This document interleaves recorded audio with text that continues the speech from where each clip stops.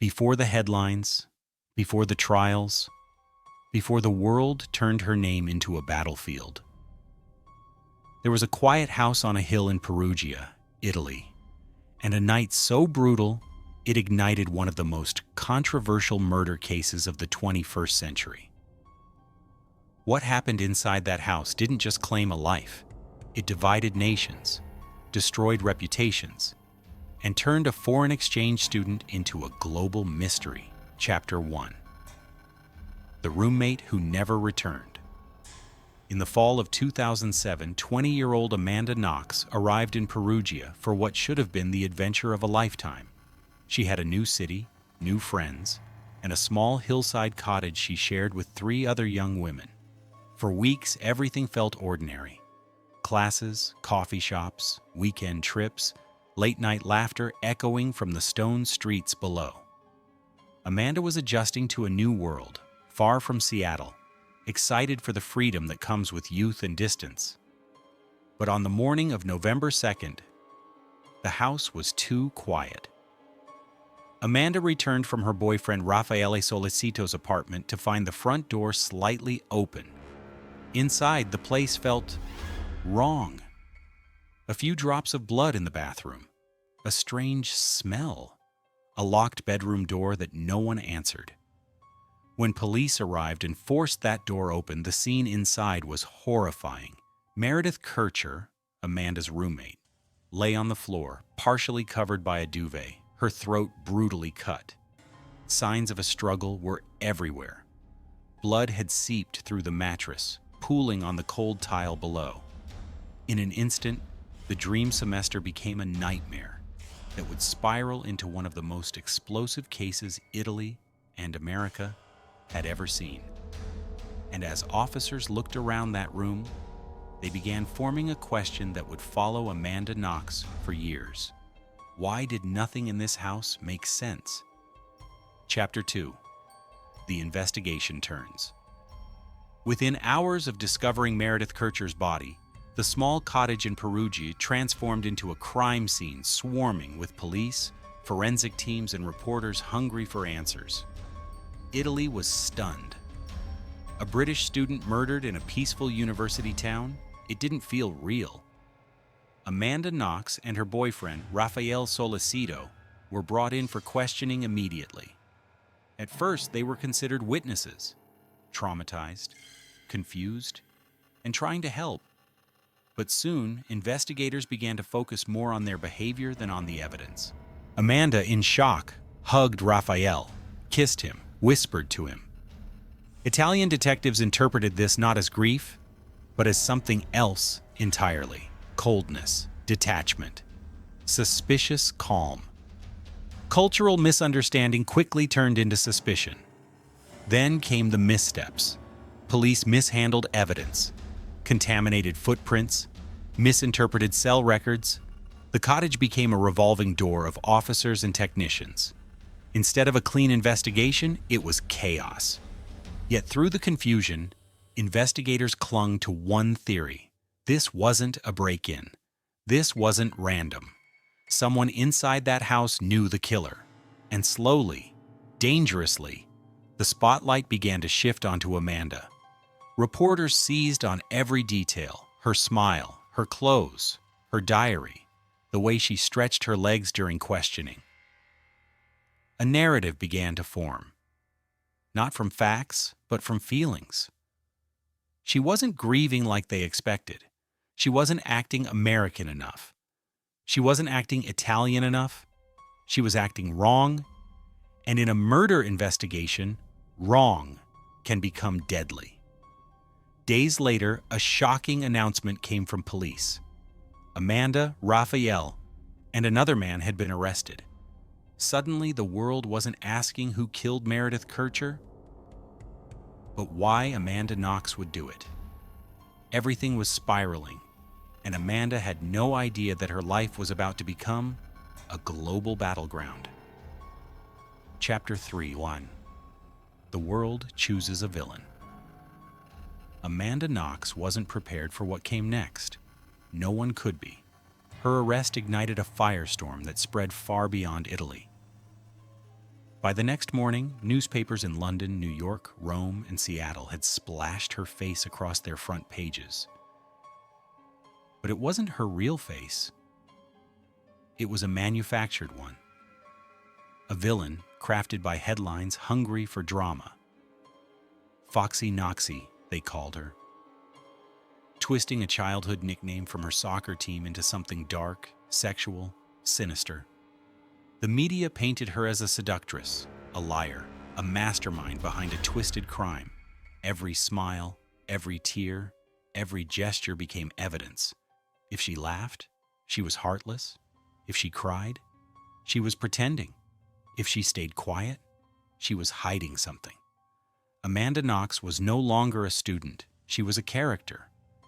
And the whole world felt entitled to write her story. Inside the Perugia police station, the investigation took a darker turn. After long hours without an interpreter, Amanda broke under pressure. At one point, police insisted she remembered things she didn't, leading her into confusion, exhaustion, and fear. The result was a statement she would later retract, but the damage was done. Meanwhile, hard evidence was beginning to point somewhere else. Fingerprints, DNA, and footprints that matched a different man entirely. Rudy Gede, a drifter with a criminal history. Yet even as forensic science pushed the case in a new direction, the world refused to let go of Amanda. She was already the headline. She was already the story. Prosecutors doubled down. They claimed it was a ritualistic crime. They claimed multiple attackers. They claimed jealousy, sex, and rage, weaving a narrative dramatic enough to guarantee worldwide attention. Facts mattered less than fear. Details mattered less than the spectacle. And in that spectacle, Amanda Knox and Rafael Solicito were cast not as confused young adults, but as killers. The courtroom would decide their fate, but the world had already chosen its villain. Chapter 4. The trial that captivated the world. When the trial of Amanda Knox and Rafael Solicito began in early 2009, Perugia felt less like a quiet Italian town and more like the center of a global storm. Reporters filled every street. Satellite trucks lined the courthouse steps. Every hour brought a new headline, each more sensational than the last. Inside the courtroom, Amanda sat behind glass, pale and exhausted, while prosecutors painted her as the architect of a violent fantasy. They used theatrical language, wild theories, and statements built on interpretations rather than evidence. To the prosecution, Amanda was not a student. She was a temptress, a manipulator, a danger. Their argument was simple and designed for maximum drama. This was a group crime, fueled by jealousy, sex, and drugs.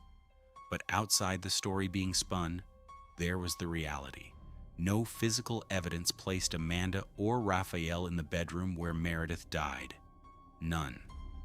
The only fingerprints, footprints, and DNA belonged to one man, Rudy Gede.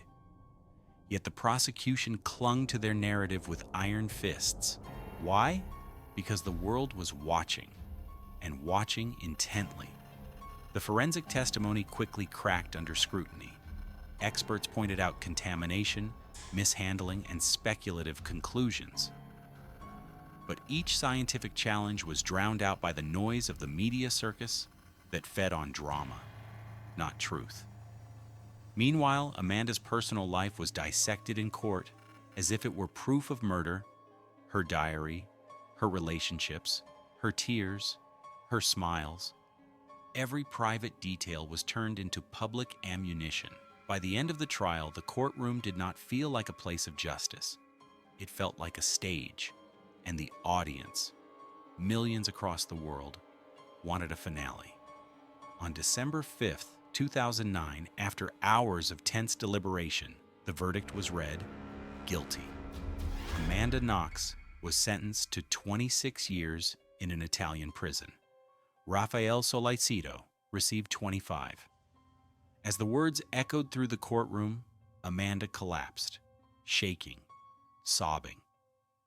The world had witnessed a spectacle, but Meredith's family had witnessed a tragedy, and Amanda Knox had just entered a new kind of nightmare.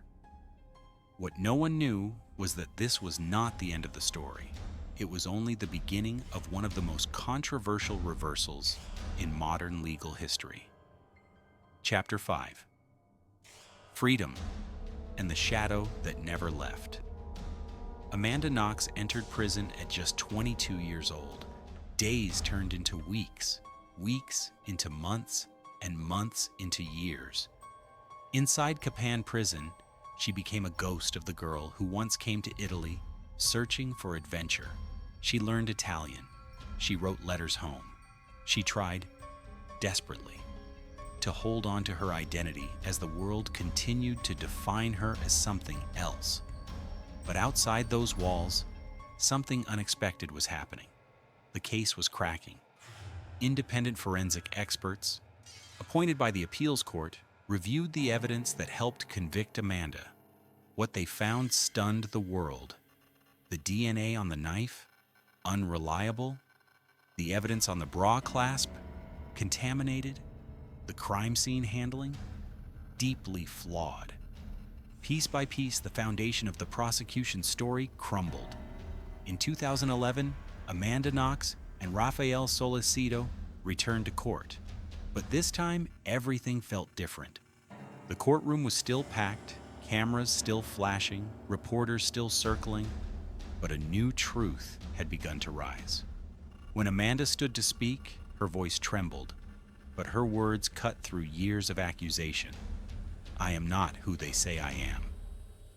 Hours later, the appeals verdict came down. Not guilty. The courtroom erupted. Screams, tears, applause, disbelief.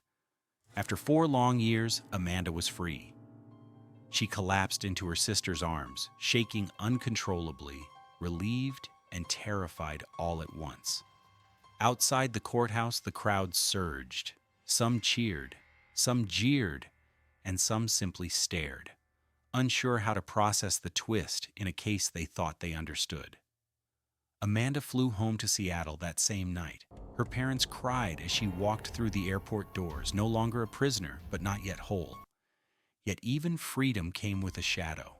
Years later, Italy's highest court delivered the final word. Amanda Knox and Rafael Solicito were fully and completely exonerated. But for many people, reporters, critics, strangers on the internet, the debate never ended. She walked free, yes, but her name was forever changed.